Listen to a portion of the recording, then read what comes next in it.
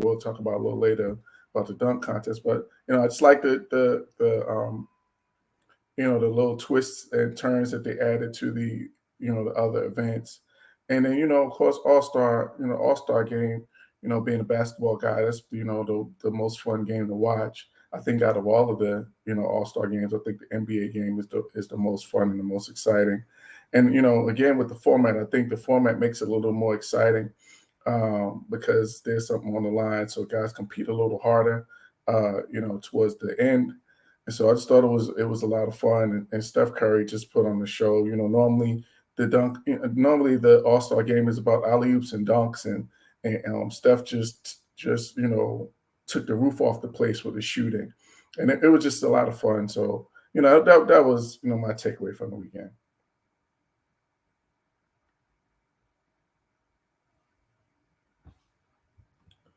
You're muted. Well, no, I definitely agree with you.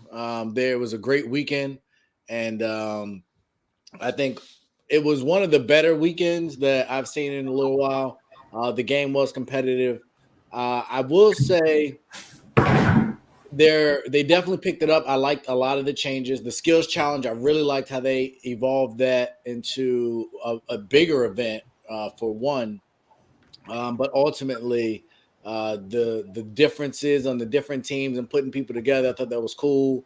I think each team went around. They even brought up Antetokounmpo from the G League, and he got a chance to perform. The shooters came out for the 3-point contest, the skills challenge, and ultimately it culminated with the All-Star game.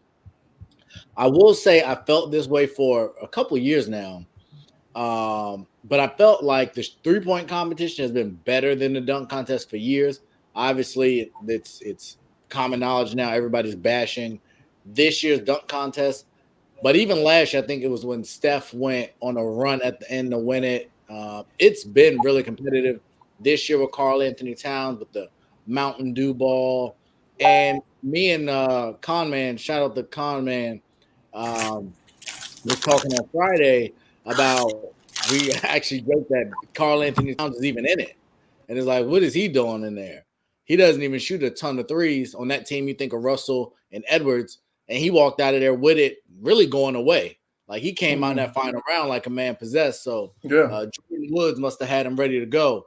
And he performed really well. So I was excited by it.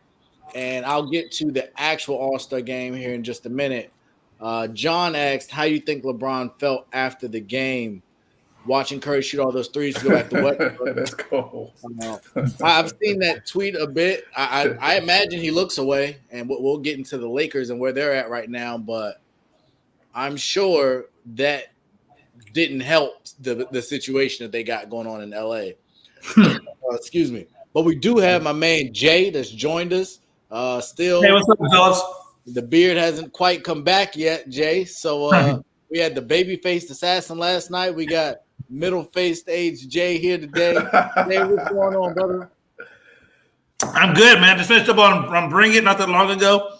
And, I'm trying to get lunch in between. And it's good, man. Hey, I'm glad to be here. Thanks for having me. Absolutely. It was definitely a good show. What were your thoughts on the All-Star weekend as a whole? Well, I'll tell you, I like the skills challenge. I didn't really like the dunk contest. I felt like there was more dunks missed than made. And what really, I guess it was a lack of, just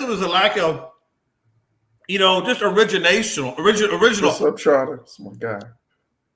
I feel like Toscano Anderson, if you watch the last round, Toscano Anderson basically, missed a bunch of shots, couldn't even get a last dunk completed.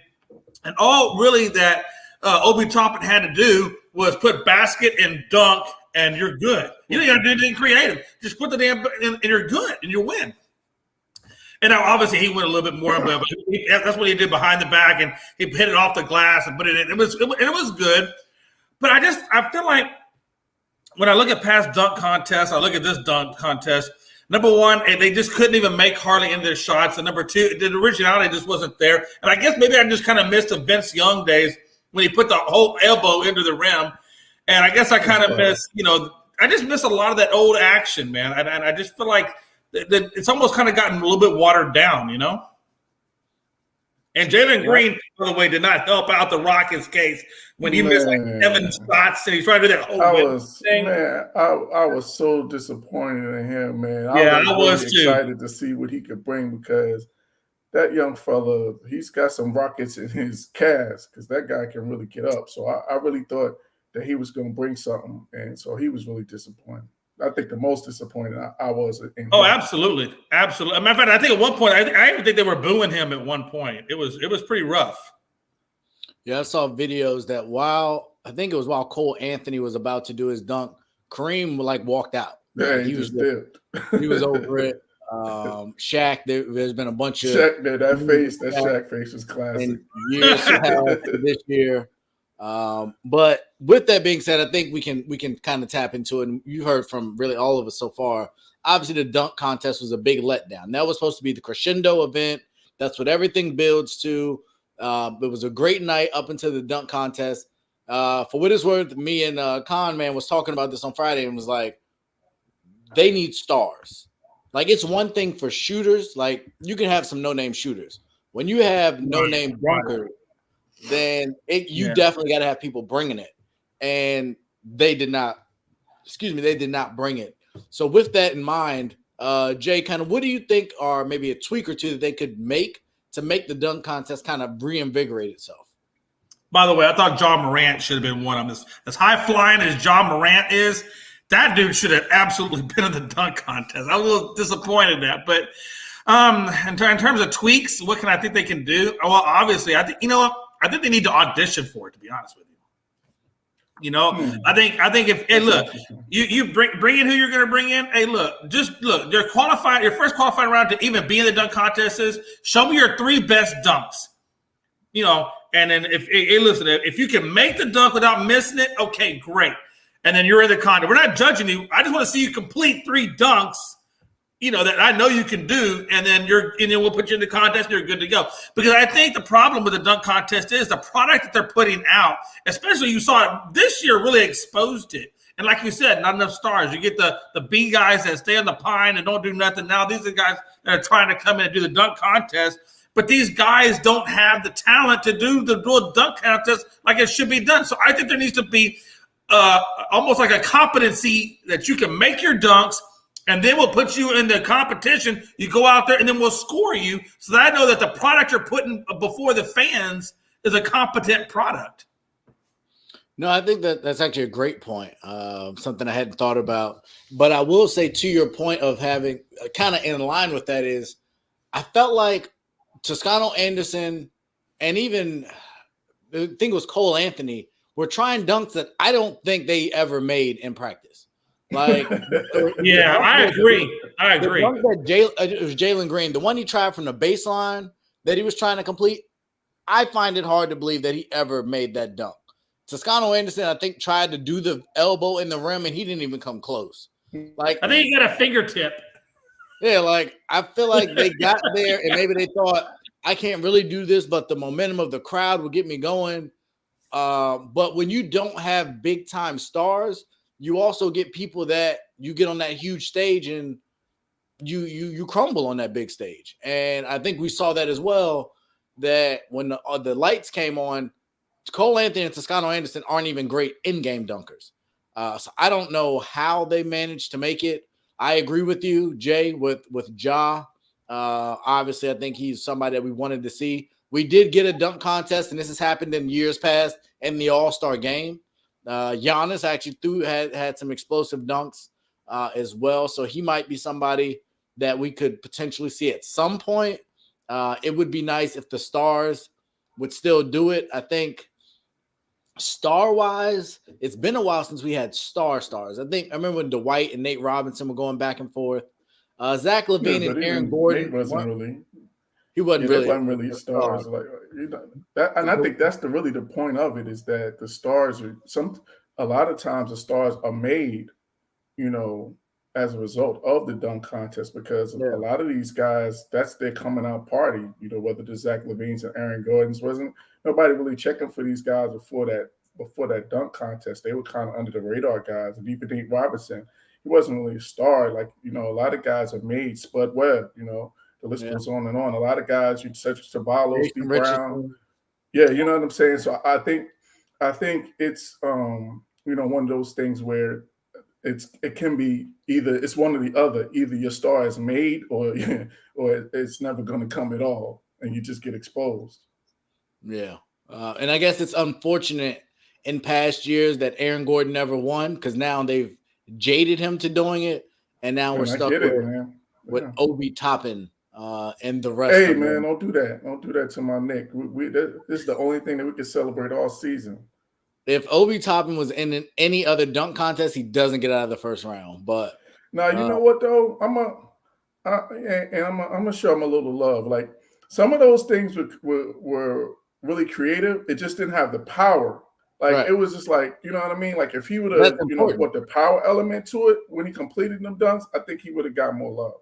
no one even tried to jump from a free throw line or nothing. Like, and that's even evolved a ton. With 360s and through the legs from almost the free throw line. So I definitely think there's some opportunity. Kenny, what would you say is something they can do to kind of fix the competition? I think, and I'm kind of piggyback on. I heard Stephen A. talk about it a little bit today, but I'm gonna tweak it. I think that they should reach into those guys that do this almost for a living, like these contest guys, like these dunkers that we see on social media. That's all that they do, like, and then mix them in with the NBA guys and put the contest together as a mixture between the NBA guys and then almost like that old show. Remember that old show, Pros versus Joes? Almost that type of format. And I think that might bring some excitement out because some of these guys, man, because I remember a couple of years ago, I think TNT did it where they had a contest with just regular guys. And some of the dunks that these guys were doing were really incredible.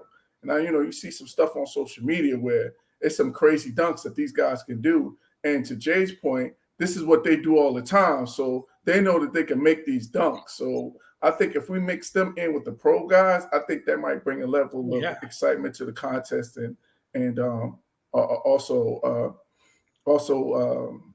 kind of re-energize it or reinvigorate it. And Anthony Price, man, that shout out to Cole Anthony. He was that's a New York thing. Like if you're not from the North, seeing a guy dunking Timberland boots, that's gonna do nothing for you. So Cole Anthony needed to judge his audience because the rest of America is not going to care about you dunking in some Timberlands. They're going to think you're crazy. I mean, I agree, but I still think NBA fans are cultured enough to recognize the significance of it. Basketball fans, New York, all of that. I think I thought that was cool. I thought that was something that I don't think had ever been done before. No, it's a fact. So had he been a better dunker, I think it definitely would have played well. So no, I didn't kill him for it. I thought it was cool. I thought it was a nice twist. It was a lot of that. There was a couple things that were like, oh, that's kind of cool, but it didn't finish. To your point, Obi didn't throw them down like Vince and Jay Rich used to throw it down. Like that's the capital, that's the exclamation point. To the dunk is the power and ferocity, especially when you're that big. You kind of need that that LeBron has and others that are bigger, big time dunkers. So I definitely think there was an opportunity. Adam Silver and the committee got to get together. Either way, I think they need to make the 3-point competition last. I think they need to go ahead and demote the dunk contest till it earns its way back. Just because right now people have such a sour taste in their mouth. And it might be something where they need to incentivize players to want to take that risk. And I know brands are everything these days, but there's no reason why, the Ja Morants and others shouldn't be taking a shot at it. Now, Curry's kind of messed it up because so many people are great shooters. We don't have as many mainstream superstar dunkers, but they could get at least two and then maybe have two other guys or have like a NBA versus streets kind of dunk off or something like that. So I think there are opportunities there. Yeah. With that being said, I do like the changes, like I said, to the skills challenge. Kenny, what was your thoughts on kind of the way that the new skills challenge was structured? Yeah, I liked it. I thought it was fun. Putting it and actually making it putting a team element to it. I thought that was really smart. I'm just wondering how they're going to do this going forward in terms of how they're going to select the teams. So that's going to be interesting going forward. But I think the format of it was a lot of fun. Like it was really, it was a team thing where these guys had to work together, between the shooting, the passing, and the dribbling. So I really enjoyed that team element of it. And I thought that was a really smart move for that contest. So I really enjoyed it. No. Jay, what about you? Yeah, unfortunately, I didn't get to catch that one. I got home late. I caught it right at the dunk contest. So I can't really speak on the skills challenge. Unfortunately, I didn't get to see that one, but I'll take Kenny's word for it, though. Okay, cool. No, it was cool. It was the first one was a shooting challenge, and they had like 5 dots around the floor, and there was a 5-point shot, which is like Steph, Trey, Dame land, and then it was a team of 3, and so in each activity, each team member had to compete. So for the Cavs, who were the home team, they had to have Jared Allen, Evan Mobley, and Darius Garland all shoot the gambit of shots. And then at the end, you collect the most amount of points, and that team won. Oh, that's interesting. And Evan Mobley went crazy, and then Darius Garland just put it to bed. Like it wasn't even a competition by the time he was done. Then they had the dribbling. The passing, I think, was second. Passing. And so it was like these 3 different, it was almost like an NFL quarterback challenge where you got to throw the ball through the circles.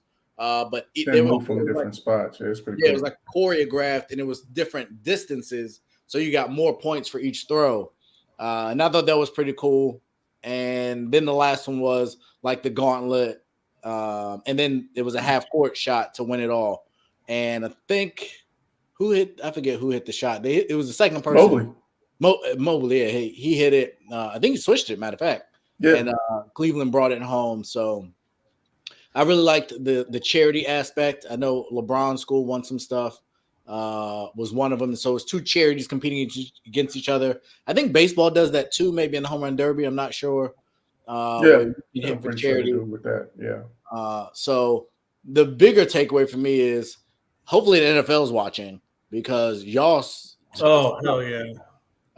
And they did kind of incorporate a skills challenge, but it wasn't this. So I think that they have a lot of work to do if we're going to keep having a Pro Bowl and all that. But they might want to, kind of take a page out of the NBA's book in terms of like putting, maybe put the quarters where you keep score, and whoever wins those quarters kind of similar to do that. And then, they have to score a certain amount of points in the fourth quarter in order to win.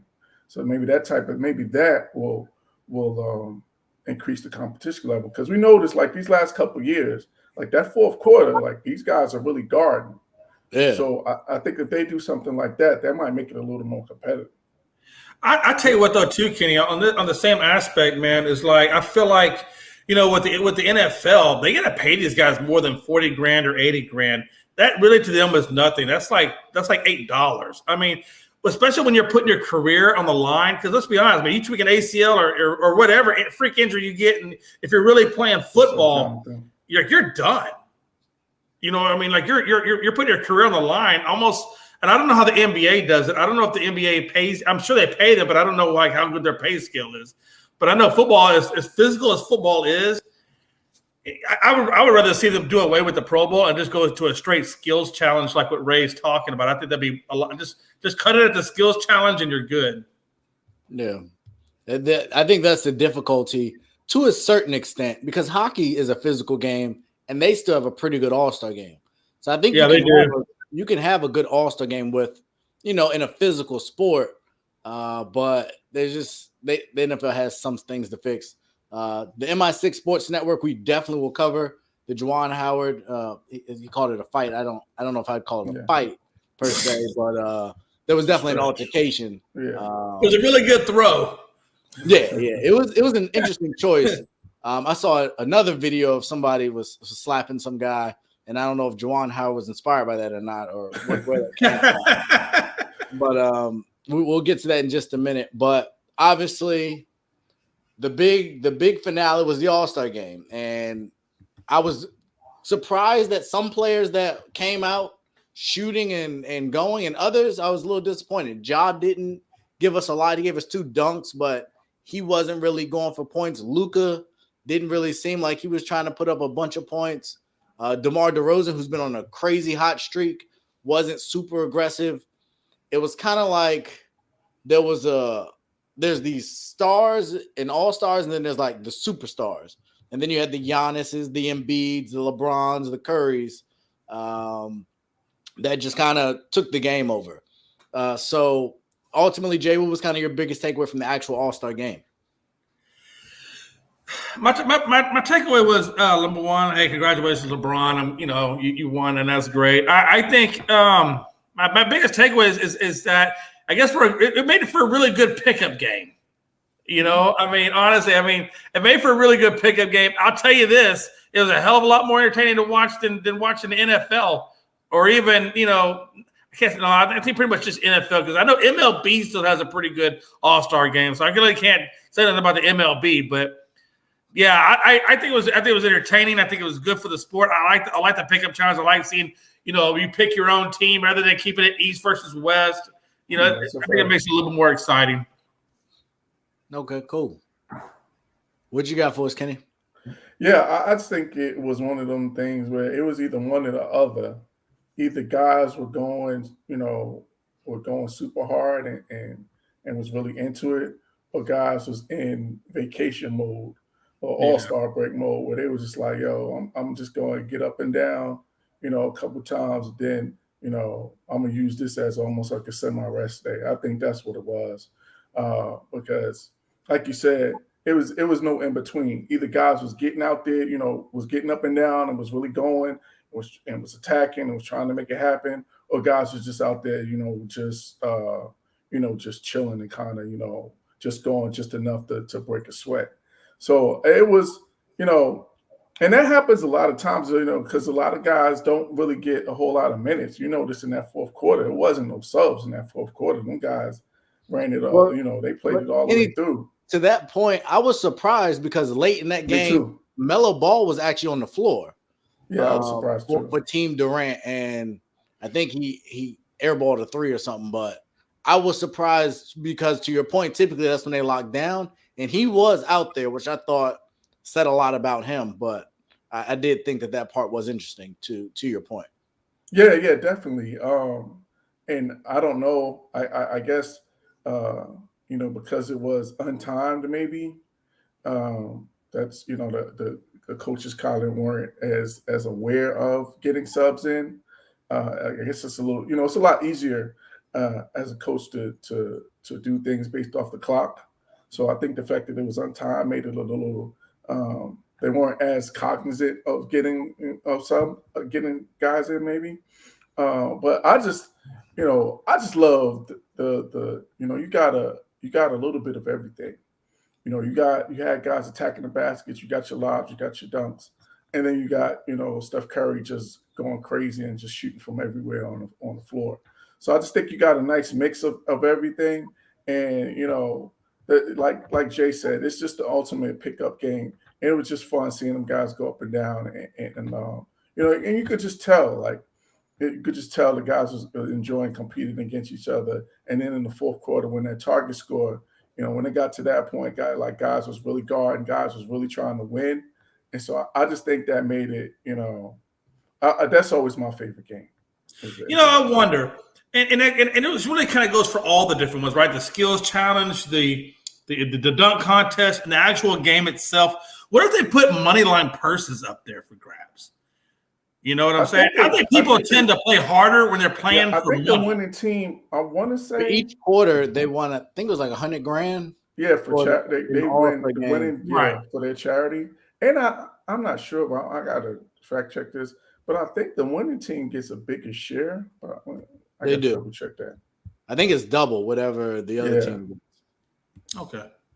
But I think that dunk contest and the skills challenge, I think if you would have people watch them really dunk, put them on a little nice $5 million purse up there. I bet you see some really good dunk contests. Nah, I definitely think you would bring out some other players when you start talking that kind of money. But I will say, so here's my takeaway on the Steph piece, because I heard everybody going absolutely nuts on the Steph piece. And there's going to be a hard time. He broke 3-pointers in a quarter, the record twice in the same game. So let's not confuse what he is as a shooter. I think we were missing Damian Lillard on the other side. Trae Young, I think we had a conversation maybe on this show where I was telling people to calm down about saying he's the second coming. I think the All-Star game kind of reiterates he's not Steph yet. Not even and 3-point contest too. Yeah. Same thing. He really light it up there. So I think we saw that, but to me, and you guys can tell me if I'm nitpicking here, but Steph was going absolutely nuts, right? Oh yeah, he was. Yeah. Until he got close to that all-time scoring. He started gunning. He started gunning. Nope. Everything started coming up short. Everything started coming up short. He even took a 2-pointer. Like, he was trying, and I feel like Team LeBron was trying to let him get it, but they're like, you ain't going to cost us this game either. Right. So I know there's been criticism on Steph and the bigger moments, and he hit the 1-game winner versus, I think it was Houston. So congratulations on that. But I was disappointed. Me, my girl, my kids, we was all in here watching it, saying, Steph, come on, Steph, get it. And it was just like brick after brick after brick. And I was just like, it was kind of anticlimactic for me that even though he got 50 and he got the All-Star game MVP, like, LeBron had to hit the shot because he was in as far as I'm concerned, he was choking it away. I get it was an All-Star game, but he was choking under the pressure to get the last points. And I was disappointed. I was enamored by it. I think he ended up with 16, I believe is what he ended with. But that elusive 17th made it really dampened the moment for me. I don't know. Did y'all feel that way, or I'm overreaching? Yeah, you might be a little bit, but I will agree with you that he was definitely gunning. Like, that fourth quarter, he was gunning. So, like, I could see your point. And he was going for the record. He was clearly going for the record. So but he was so hot. I can't really kill him because he got so hot in that third quarter, man. That was so much fun to watch. I'm not going to really get that, get that, out of sorts about him. And I did want to go back and check, and he did play, because the other thing I said was I thought he was tired, and he did play 36 minutes. So him and LeBron, and I think we talked about it maybe on this show, maybe it was the Friday show, LeBron also played 36 minutes. So given that he knows that AD's out for a while, there was some question on, should he just play a couple minutes? No, LeBron played the most minutes with Curry, and obviously he was out there with the game winner. He did go 2 of 11 from 3. Curry was 16 of 27, which is just absurd. I think he attempted more threes than almost the rest of the team attempted shots combined besides LeBron. But he was super hot, so you can't be upset with that. It's entertainment. I'm really surprised that they let LeBron play that many minutes, because he's been he's been nursing a couple of injuries, and they still need him if LA is going to try to make this playoff push or try to have any kind of chance to make a playoff push. I thought they would have been a little more conservative with him, just given that fact. But I guess, hey, you can't ever say that LeBron ain't out there fighting. I guess he stayed out there. But I think because it was in Cleveland, and Anthony touched it. Yeah, because it was in Cleveland, I think he, it was one of those things where he wanted to give them a little, a nice show. He's already, kind of left him high. He's left him high and dry a couple of times. He's like, here's your. He wanted to make sure when he came back for the All-Star game and he put on the show for. And the other thing too was the fact that the charity piece was tied to his school. I promise you, yeah. The fact that it was tied to that, I think that was also a further incentive that he wanted to do that for those kids. Absolutely. Yeah. Absolutely. I've said, I really like what I love most about LeBron is how well he gives back to education. I mean, it's amazing. Absolutely. Absolutely. But I think it's bigger than this, and we can kind of transition as well into the other piece of this. So LeBron, they had, and the other part I do want to say before we move on is, I thought the halftime was really long, but I thought it was really cool. It was. To bring all those people out, to have them kind of stand in a circle in the middle, and all the pictures that we've seen come from it. Mike, who was at the Daytona 500 and flew in to make it. Russell Westbrook was not there. I didn't like that. I feel like if you were a young enough, healthy enough player, you owed it to the NBA to be there for this event. Like, I get you might have had a vacation, but if MJ, Magic, and all of them can be there, you can be there. So I thought that was really cool. I didn't want to step over that.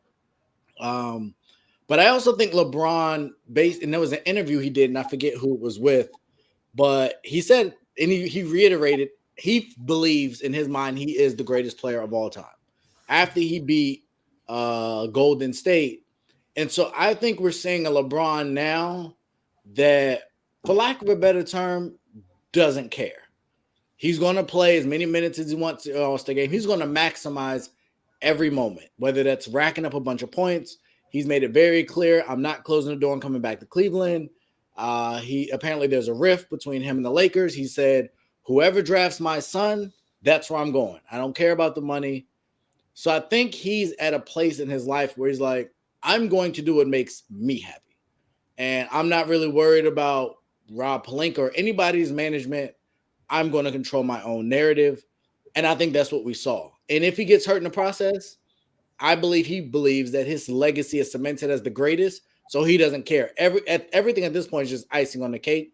So I think it makes it easier to go out and play 36 minutes, because if he doesn't win a title this year, if they don't make the playoffs, I think he wants to win, but I also don't think he really cares, because he knows that team isn't going anywhere.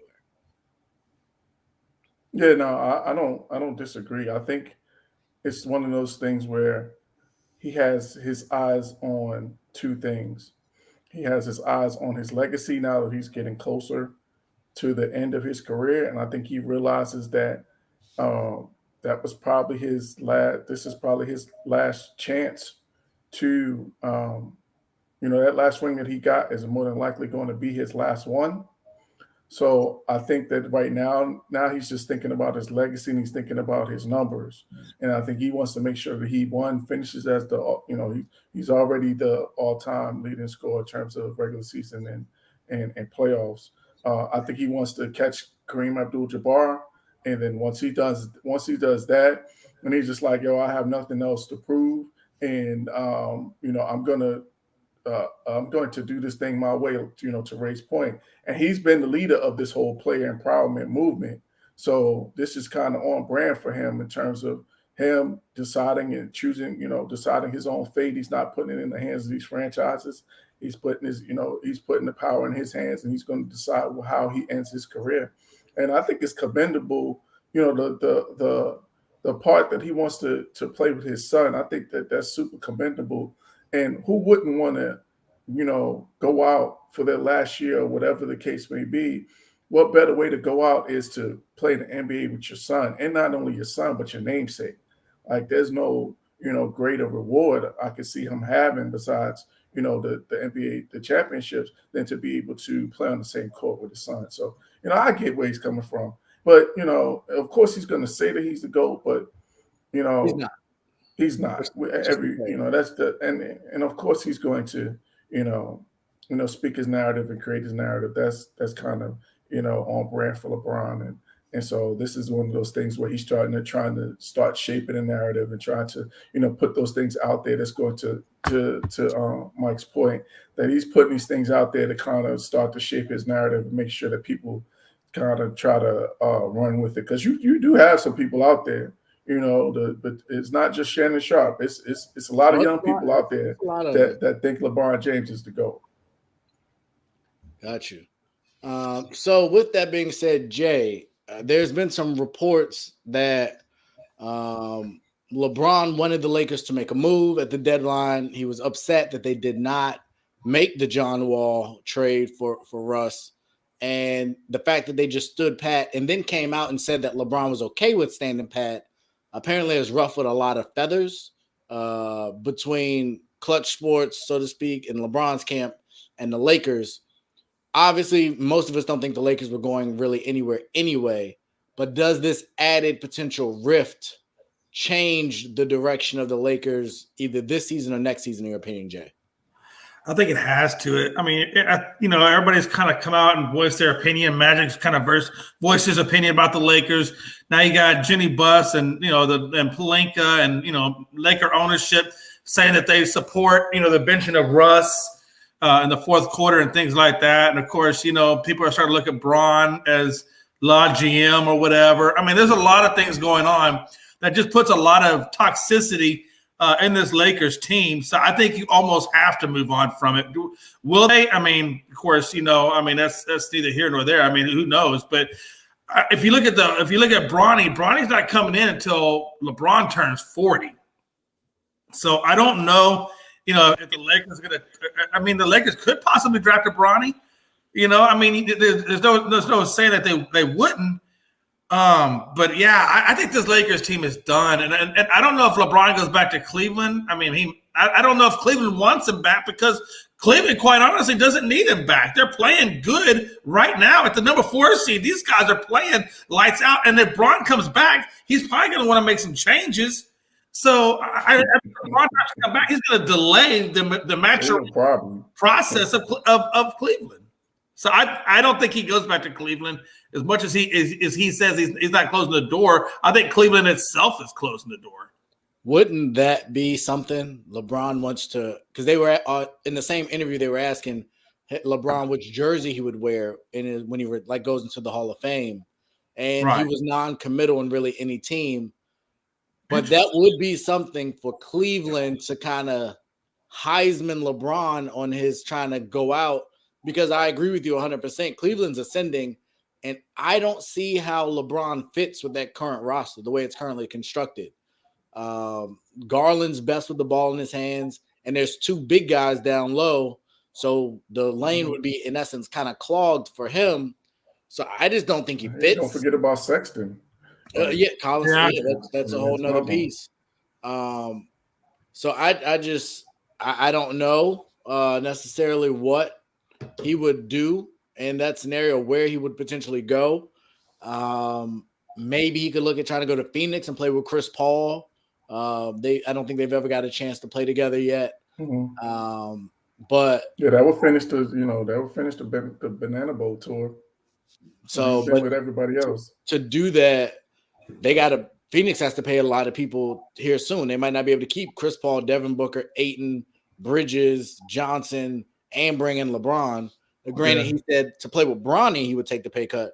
I don't think he's taking the pay cut like that any other way. He's always said he would never do that again because of the message it sends. So this next year, I think, is going to be interesting. Jay, off the top of your head, the start of next basketball season, are all the Lakers there? Are none of the current big 3 of Russ, LeBron, and AD there? Or is it just, do they ship a piece or 2 out?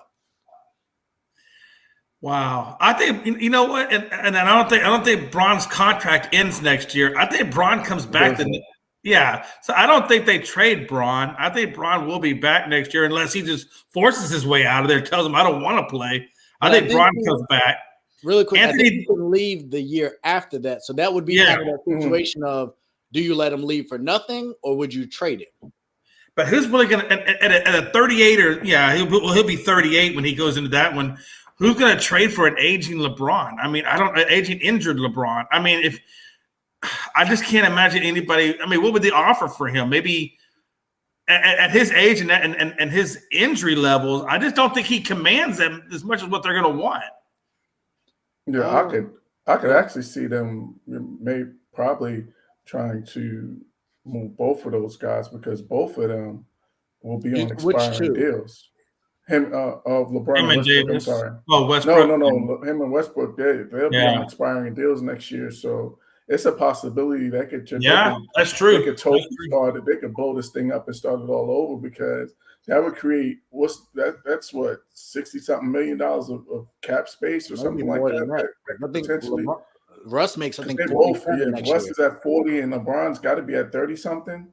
So that's a significant cap room that they could create. But then the question is do you um, are you sure that you can build your team around Anthony Davis with his health challenges? So it's Right. it's a lot of tough decisions that LA is going to have to make. And the other thing is that, I think what the Lakers are realizing is that as a result of having LeBron James, you're automatically in win now mode because he doesn't care about the future. He's not worried. He doesn't care about draft picks. He was subtweeting or whatever the case you want to call it. He called the Rams GM his guy because of the shirt that he wore about the draft picks. And that's what LeBron, he don't care about. He's not worried about the future. If he's going to get guys, whoever's going to come in and give him the best chance to win a chip, that's all he cares about. He don't care nothing about, your team moving forward. He's in the now, and he's thinking about his career, his legacy, and, his ring count. So the Lakers are going to have to decide. They're going to have to make a decision as to how they want to move forward. Are they going to just blow it up for this chance to? And I think that's what they tried to do this year with bringing in Russ. Is they thought that they could kind of, circle the wagons and bring make one big push to try to get back, in contention. And we've seen how this turned out. So I think now they're going to see if they need to do a hard reset. And it's a possibility that they will do a hard reset because they have to make those decisions. And, hey, can I say one thing real quick? What is amazing to me is the fact that if they blow it up, LA typically builds their teams with free agents. They don't really do too much with the draft. I think, they had Brandon Ingram, they had Julius Randle, they had, and a couple other ones. But they typically those years they were bad. But they typically ship them off. Yeah, they ship them off. They don't even really keep them. They typically build their team around known guys. And here's the deal: if they keep Davis but let go of Westbrook and LeBron, is Anthony Davis, given his history, going to be enough for that team to bring in free agents? Are they going to want to gravitate? Because let's be honest, even if they could build to the draft, they really don't even have the draft picks until like 2 or 3 more years down the road at number 1. So they've really kind of killed themselves on the draft front. And if they blow up the team, they got to try to attract the free agents that want to play with Anthony Davis. And can they make that happen? I mean, it's going to be difficult. No, I agree. I think LA, the next 8 to 12 months for LA is going to be real interesting. I think if they do that deal, they do it to make if they do the deals with those guys, I think they do it with draft picks in mind. Like the only way that you're going to be able, well, not the only way, but I think that because they've traded away so many draft picks, if they do those deals with those guys, they're going to look to get some draft picks back to try to rebuild their roster. roster. Absolutely. But here's the thing. I think when you look at LeBron, you look at Russ, if they're on expiring deals, I would imagine LeBron definitely has a no trade. And I would also imagine. No, actually, he doesn't. I think that's what they said. He doesn't. Okay. Well, then that would be a big, big difference maker. I know in the past, LeBron, they said he looked at houses in Philadelphia at one point, which would make that team interesting if he could somehow find his way there, since they're trying to get out of the Tobias contract anyway, which is a max deal. So I think it'll be a very interesting next couple of months for LA. I think how they end this year will matter. I find it hard to believe that AD comes back. Like, for what? By the time he comes back, at best, it's a playing game. He's not going to be well conditioned. And it's a lower body injury. So I don't really see the point in that, in them bringing him back for that. But speaking of potential injuries, we saw in the game over the weekend with Michigan and Wisconsin, and depending on what side you guys stand on, there was a timeout called late. Juwan Howard didn't agree with it. I don't really understand it. The game was well out of hand. Granted, he was still pressing, which I don't really understand either, but maybe it's just make the team play hard. Nonetheless, there was the two coaches came together, and I wish I had the Wisconsin coach's name. Garb, he made, physical contact. He initiated the physical contact, and Juwan Howard took it a step further. Once they had separated, he reached over and basically slapped the other coach. And it's come out that he got a 5-game suspension, which will basically end the year for him and likely end Michigan's hopes of any kind of tournament bid. So first, what are your thoughts on Juwan Howard's actions? And 2, was the 5-game suspension justified? I'll start with you, Jay. I think it is, and I'll tell you why I think it's justified. Number one, they're in a handshake line, and I really believe the way that game ended, I think Juwan Howard even basically came out and said that he felt it was unfair to his guys the way that Wisconsin ended the game. He felt like, why are you egging this game on? You've already won it. We know you've already won it. Just let the clock run out. Let's get to the locker room, get these guys showered up. Let's get out of here. You don't have to. Why are you taking a timeout for? What are you really trying to prove? Are you trying? It doesn't make. And I think that's what fueled Juwan Howard. He was already in charge going into that handshake line. He gets to the handshake line. The first thing he does to the head coach, because the head coach is trying to lead him or head him off at the pass. I think he probably saw that he was emotionally charged. And Howard's already got his hand or his finger right into the face of the coach. Now let's do just a really super fast rewind to last year in the Big Ten tourney and the University of Maryland, and he got pissed off at the University of Maryland's head coach, and he bum rushes him. Luckily they got him in time. They pulled him back, but he was charging the guy. So we already know that from last year. So he already has a history of it. Then you come into this year, you already see him putting the finger into the head coach's face. So he's emotionally charged. Now, listen, if somebody's shaking your hand, things like that, people, they may have bumped it, they may have touched them, but sometimes you got to listen. You're the head coach. You're the El Prima Don. You're the guy setting the example for your students. Why are you going to put them in harm's way and try to hit somebody? Because that's going to start a brawl, and it did start a brawl. And then what if his students would have got hurt? What if they would have got injured?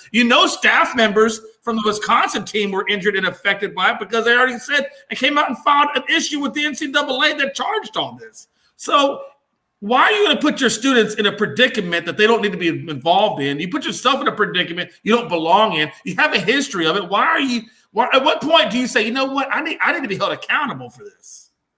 I don't know. Kenny, what you got? Yeah, I think that it's a few things, and there's a few things to unpack here with the situation. I kind of want to just go through it a little bit, and then just think of from a coach's perspective.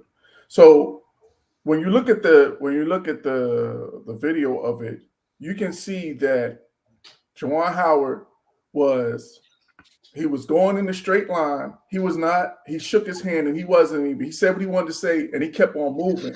Like he had no intentions of saying anything else to this guy other than I'll remember that.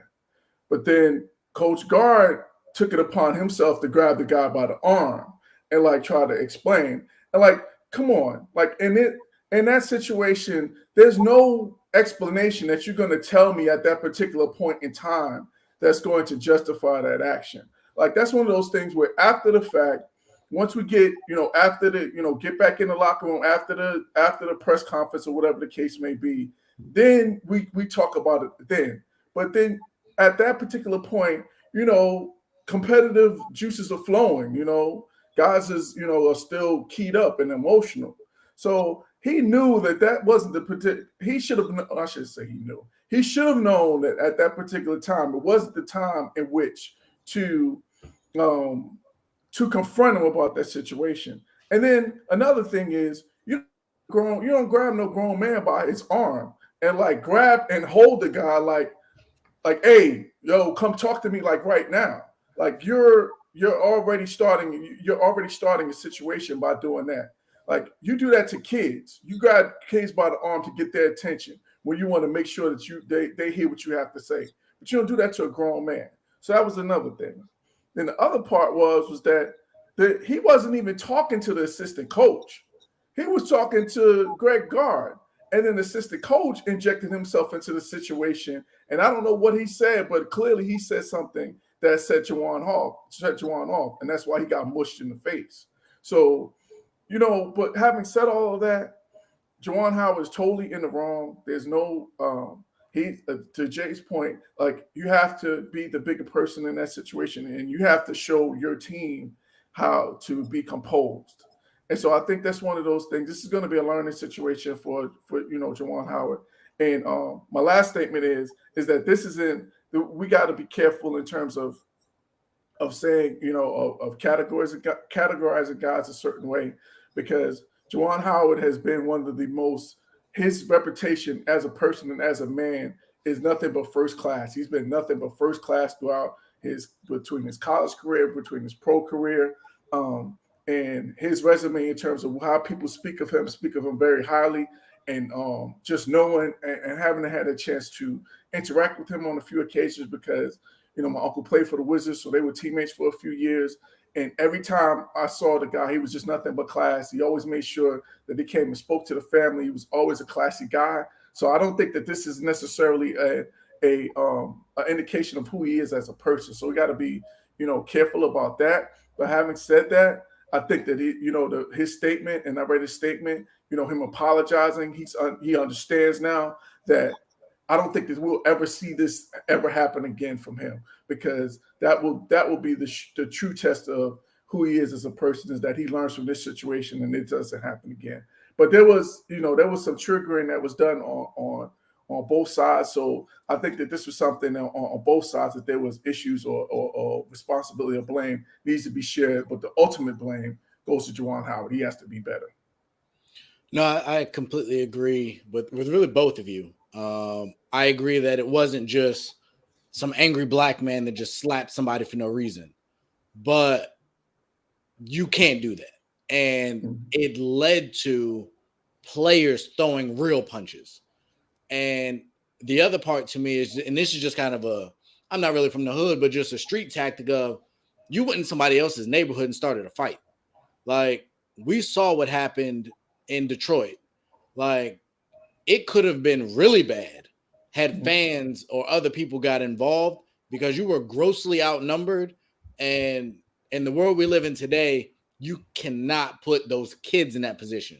It's one thing to say, as a parent, I think a lot of parents will say, if you get me, you get me, but leave my kids out of it. And so I think in this situation, he put himself above the kids. Like, you can get back on the bus, or you can go back in the locker room and tell them, hey, man, this is something that should motivate y'all. Remember this feeling. Remember what they did to y'all. We might see them again in the Big Ten tournament.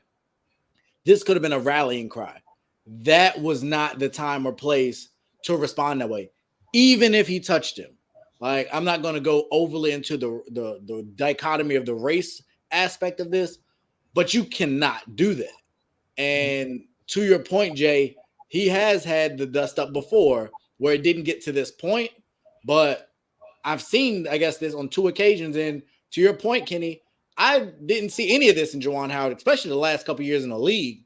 He hung out on the bench. He did his thing, collected his check, was a leader.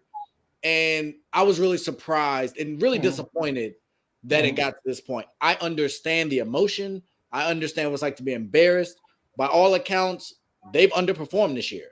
I think they came back this year, and although they lost a lot of talent, I don't think anybody expected them to be this bad. So I think there's been a lot building. And so I understand how it got here, but I also understand you cannot let it go there. So I thought the 5 games was fine. I thought firing him, which a lot of people wanted, was excessive, considering plenty of the things we've seen. I think this is send a clear message, but I think the public response was more than any fine we're going to do. I think this is one of those moments where he has to look himself in the face and say, I can't do that. Like, I'm a leader of men, and just be better for it. So I think he will be. I believe this is something that can unite the team. I don't think that by the time he gets back, they'll be able to make the tournament, but I hope this will make them better going into next year. But it was definitely something to see, but glad no one got hurt out of that. And speaking of potential hand injuries, we did get news, which I thought was weird, that he played in the game. Chris Paul is out, I think, 6 to 8 weeks with a broken thumb.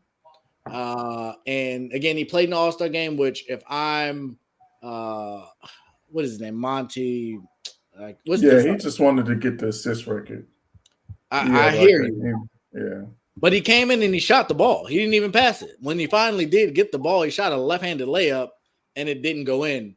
But I just thought, whew, you are playing with fire, because there was one point I think there was a rebound, and I don't want to risk that. But he is out 6 to 8 weeks. So what do we think happens to Phoenix in that time frame? That's basically the rest of the year. They're currently the 1 seed. They've, to me, been heads above the best team in basketball. So what do you guys think happens to the Suns going forward? I'll start with you, Jay. Yeah, losing Paul. I mean, that's like the leader, the professor of your team.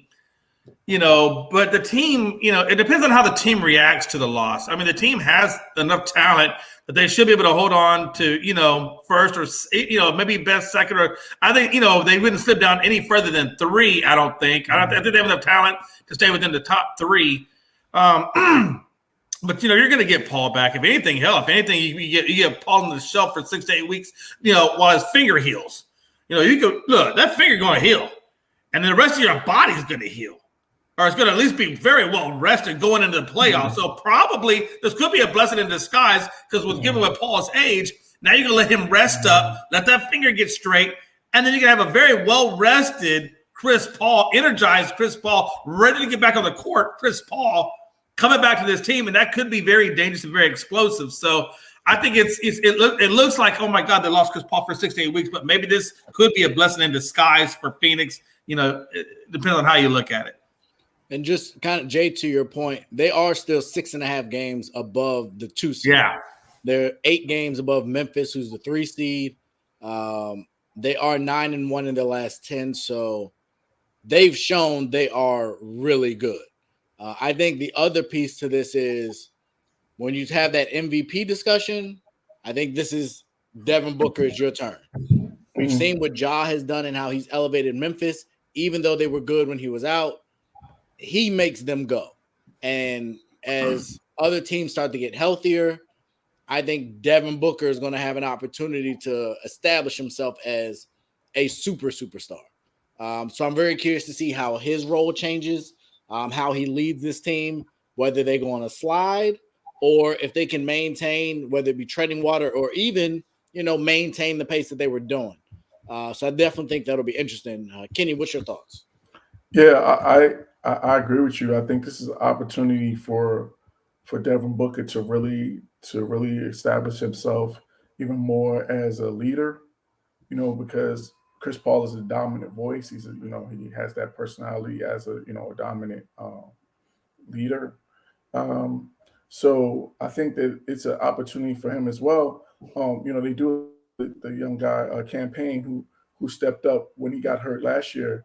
During the playoffs and had some good moments. So I think he'll be able to kind of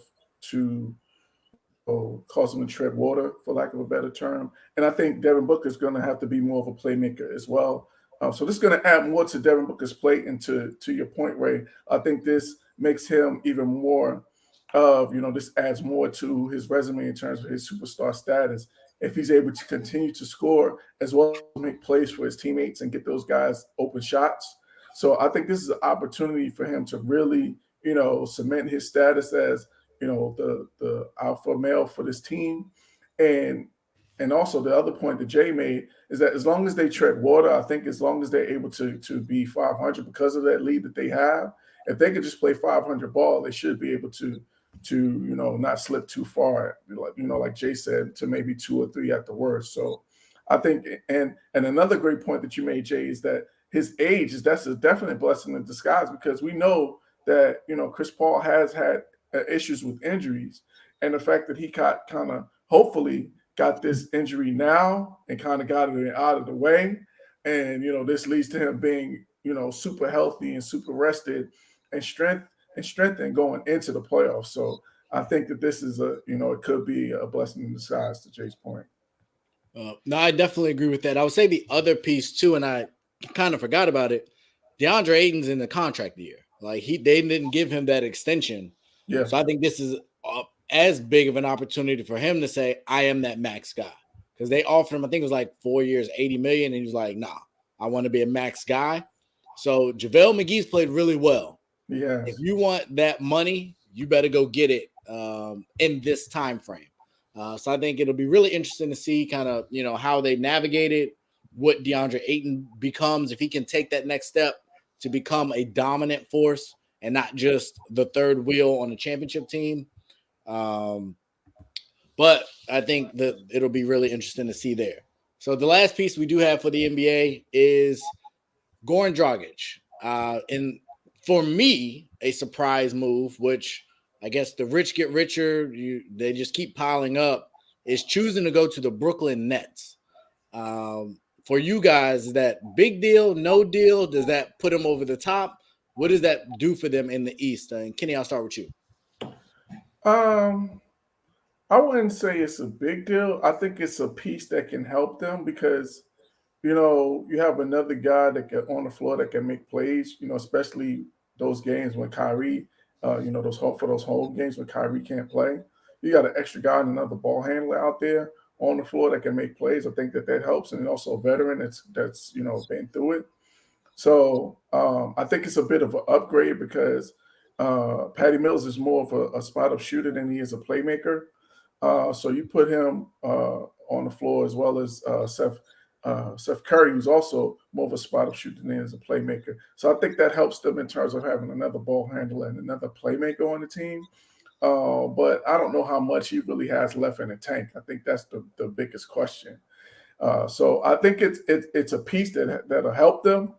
But I'm not sure how much of an impact he's going to be able to have in these last few weeks. Okay. Jay, what you think?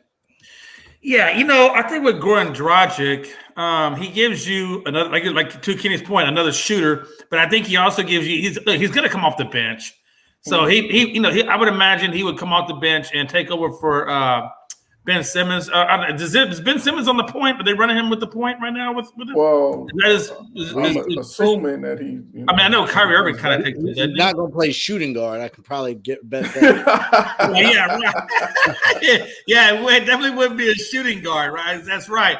But I think he's going to come off this. He can come off the bench for sure and give you that added shooting touch. I mean, he combine him with Seth Curry in the backcourt, man. That could be really good in terms of shooting. So. And if you get a healthy Durant, they might be able to put something together. Okay. No, I think depth is always important, especially in the playoffs. You never know when somebody could go down. I think that'll be the key for Chris Paul, though. I agree with you guys saying he'll get the rest, but a lot of times when you come back from being off, and he should be able to stay in shape because he has an upper body injury, but basketball conditioning is not the same, or practice isn't the same as game time playoff conditioning. And so I think that could always be an issue if you come back and then you pull something in the lower body just because you haven't been playing at that level. So health is important. Brooklyn did get deeper. I don't think there's any doubt about that. And Dragic, he's proven he can play well, especially as a leader and as a scorer and facilitator in the playoffs. But I have a multifaceted question. I'm curious you guys' take here. So by all measures, the NBA and the NFL are both about 70+% black as far as their players. I think we can all agree that roughly around those numbers. Mm-hmm. Yet we saw the Super Bowl halftime be so lauded because it was black, which was against the norm, not common. It was such a celebration of hip hop. Whereas we watched the NBA this weekend and it was all hip hop, not even the biggest mainstream artists were all represented, from Steph and his wife playing a game with 2 Chainz to DJ Khaled performing with Gunna and Lil Baby and Ludacris, and Mary J. Blige made an appearance as well. So my question for you guys is, given that the makeup of the players is very similar, why do you guys think the cultures are so far different when it comes to hip hop, where it's almost like hip hop's just being established in the NFL? Granted, we've seen the 49ers come out with the boombox, but from a production standpoint, the NFL has not really embraced hip hop in the way on any kind of level that the NFL has, but the makeup of the players is similar. I'm just curious you guys' thoughts on why that dichotomy exists. And I'll start with you, Jay. I think it's like everything else. I think, look, they've had Michael Jackson, they've had Prince, they've had other black artists Hip hop is really starting to catch on. I think even the last few years, at least even the last 10 years, it's starting to really come about. So the fact that the NFL is doing that, and they said, okay, look, we're going to do a whole hip hop show, and we're going to, look at it like this. Everything has to start from something. It has to start someplace, and I get it. It did go for a good long period of time, but you know what? I'm looking at it where it is now and where we can go in the future. And I think that's what you have to concentrate is where can we go in the future? And I think hip hop is a great. I love hip hop. Dre, love it. I was there with NWA, and I went and watched the movie. It was freaking phenomenal. 50 Cent got all of his music.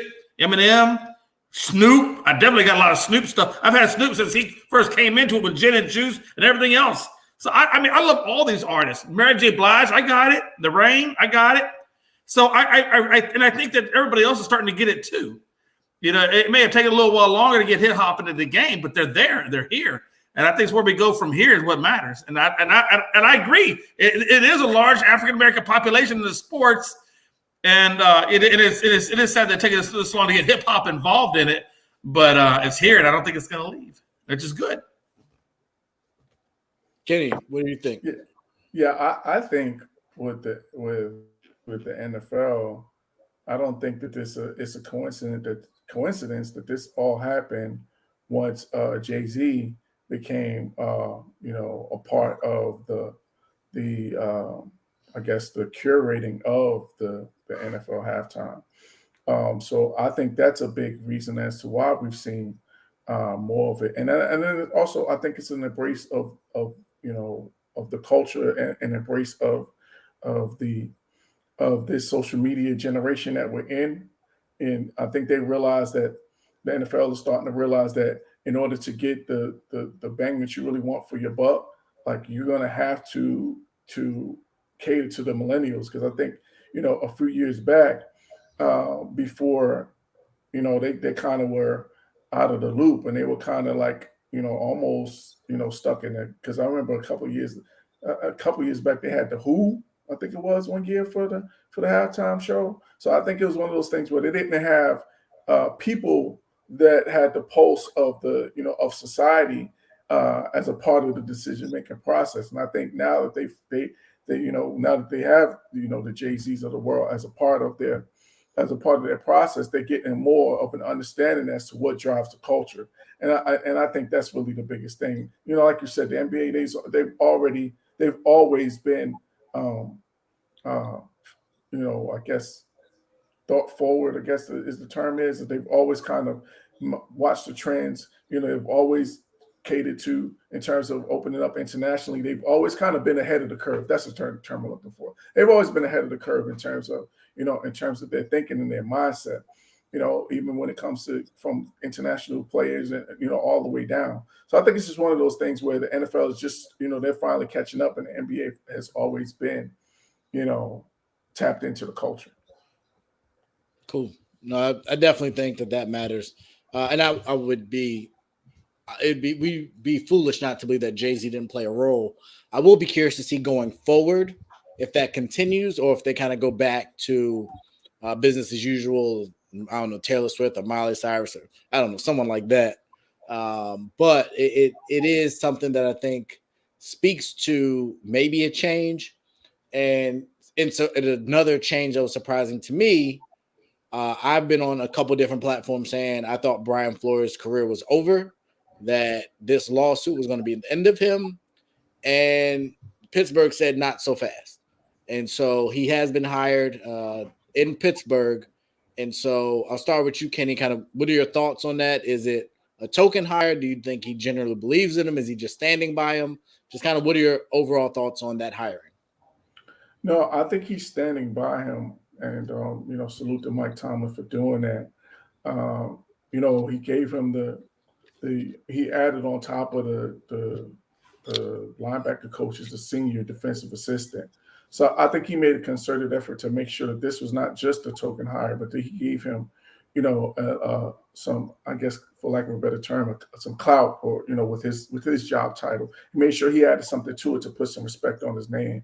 You know what I mean? And so, and the other thing is that this is something that has been going on the other side for years, where we've had, we've had guys doing favors for guys, or I'm hiring my guys on my staff. Even the Dallas Cowboys, a couple years ago when with McCarthy, bringing in, and I can't think of his name. It was so bad, Mike something. But anyway, guys bringing in their guys. That's been going on for years in the NFL, and so I'm glad to see on the other side where where Mike Tomlin, he did his man a solid.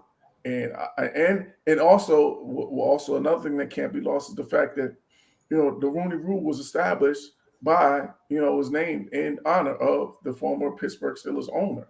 So the fact that they were the team that threw him a lifeline, I just think that was even all the more appropriate. And I'm just glad that he's gotten another opportunity to still be a coach in the NFL. Would I have loved to see him be a head coach again? Yes. Would I have loved to see him be a assistant head coach or a defensive coordinator somewhere? Yes, I would love that as well. But I just think it's appropriate that of the teams that gave him another chance, it was the Pittsburgh Steelers. Jay? Yeah, first off, I think the coordinator you were thinking of, Kenny, was Mike Nolan. Mike Nolan, thank you. Yeah, that was a McCarthy holdover. Yes. I really wasn't a Mike Nolan fan. I like Derek. Yeah, they were terrible. we go forever about the Cowboys, but that's a wormhole for another day. In terms of, for me, it's bittersweet. It's sweet in the fact that it's good to see that Brian Flores is back in coaching. He's coaching. He's doing, and it's great that Mike Tomlin recognized. Hey, look, Brian Flores is a genius. If they recognize, I'm gonna bring him in. He's gonna be my coordinator. We're gonna go to the top. I get it. So it's good to see him back in the coaching world. But for me, it's bitter in the fact that he shouldn't be a damn coordinator. I'm sorry, he shouldn't be. He's too good for that. He's transcended the level of a coordinator. I mean, there's a lot of damn white coaches out there, if I'm being honest, that he's better than, quite honestly, way better than. And the fact that he doesn't have I'm just going to throw it out there and Hackett. Let's just go with Denver. I mean, let's look at Hackett. You going to tell me that Hackett's better than Brian Flores? Really? Because I'm pretty sure that's not the football I'm not watching. I'm just saying. I mean, look. I mean, I got a head coach that's got a great resume. No, that's not even a good word. That's not a good adjective. He's got a phenomenal resume. And then I got a coordinator that has a decent resume. Not bad, not great, but it's decent, whatever. But he's a lateral freaking move from Fangio. Matter of fact, he's less than a half move because Fangio got him a Super Bowl. Hackett hasn't done shit yet. Pardon my French. So you're going to tell me that this half-nit is better than Brian freaking Flores? And you saw what he did in Miami? Are you kidding me? I'm just saying. It's bitter. It's sweet that he's coaching, but to me, I'm just upset that he's better than what they've given him. He's a damn head coach, and the fact that he's going back to a coordinator is bitter for me. It's like, it just doesn't taste good. Yeah. I think it's twofold. Kenny, to your point, I think we've seen this happen in the NFL for the longest time. The Belichick, Shanahan coaching tree is everywhere. Like that's majority of the NFL, it seems like, with Parcells and everybody else that's come out of that group of people. But I also think, to your point, Jay, he was a really good head coach. So if I can get a really good head coach to coach the linebackers on my defense, that's an upgrade by every stretch of the imagination. Yeah. So if I'm in that, AFC North, Cincy, you better go get an offensive line because TJ Watt already was on a tear before, and now you got Brian Flores in there to come and advise on the defensive side of the ball. So Baker, get your feet together because you might be running like Lamar, all of them. Like that division is going to be ridiculous next year as they continue to upgrade. And so in the mind of upgrading, what Pittsburgh is missing is a starting quarterback. And so does this decision to bring in Brian Flores, do you guys think that opens the door to make a move for someone like Deshaun Watson? Jay, I'll start with you. Man, you know what? For Pittsburgh's sake, they better try to make a move for Deshaun Watson. Because if you believe in Mason Rudolph, I don't care who they brought in. They think they can develop him because they brought in 2 coaches. They said that they're developing Mason Rudolph. Listen, hell no. Mason Rudolph is not the answer for you, and neither is Haskins. So if you're smart, you'll listen to Brian Flores, and you'll go out and you'll get a guy like Deshaun Watson. You'll tag team him up in this football lineup, and you'll have a great defensive coordinator, a great offensive coordinator. You got a great quarterback and a great defense. I mean, that's all you need. You got a great running back. You got all the pieces for a championship team, but you better go get freaking Deshaun Watson. Look, it's only civil lawsuits. He'll get that crap settled. It's not like it's criminal. So let's just go get him and let's call it a day. Kenny? Yeah, I totally agree. If I'm Pittsburgh, I'm doing that because Jay already touched on it. That you got all of the pieces in place. You got a running back. You got a big time wide receiver. You got a couple. You got pieces. And so that quarterback is the only thing that you're missing. You need that guy to pull a trigger.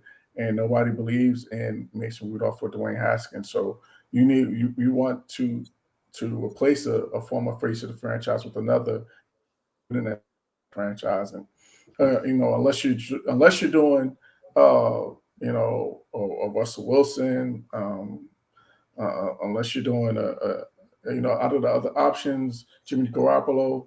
Deshaun Watson is clearly the best option out of those 3, So I think that's the direction that you would go if you're Pittsburgh to make sure that you have that offense and you got that guy, the signal caller, that's going to lead your team to be a contender. Because we got to also think about this too, is that these are. I know if I'm Mike Tomlin, I'm pushing for that because I know this could be my the back end in terms of my career, in terms of being in Pittsburgh, because he's already been there 15 years.